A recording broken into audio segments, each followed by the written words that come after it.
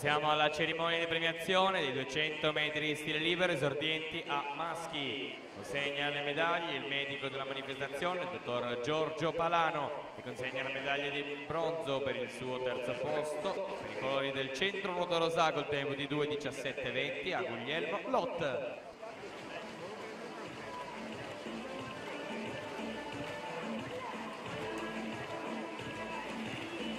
Secondo posto medaglia d'argento per il nuoto mira col tempo di 2:16:04 Bartolomeo Asara.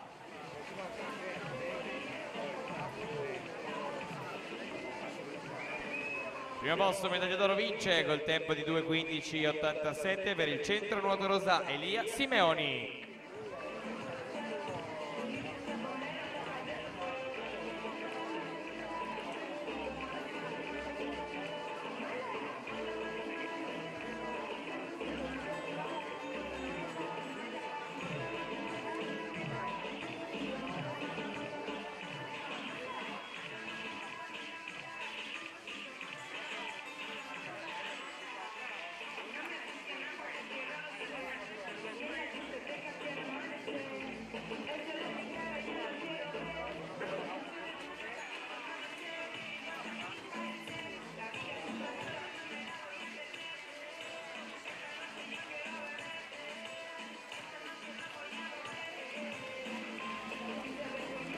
Siamo alla serie numero 17, ai blocchi di partenza, in corsia 1 Alice Guglielmo, amatori nuoto, 2 Sofia Spavento, Azzurra Corneliano, corsia numero 3 Sofia Baratoni, Rinascita Team Romagna, alla 4 Maddalena Luisa Secco Idros, corsia 5 Federica Iotgu, Delfinia Team Piceno, alla 6 Giorgia Basili, Delfina Team Piceno, corsia 7 Elena Daminato, Antares Nuoto, alla 8 Elisa Martinazzo, Zeus Lab Montebelluna.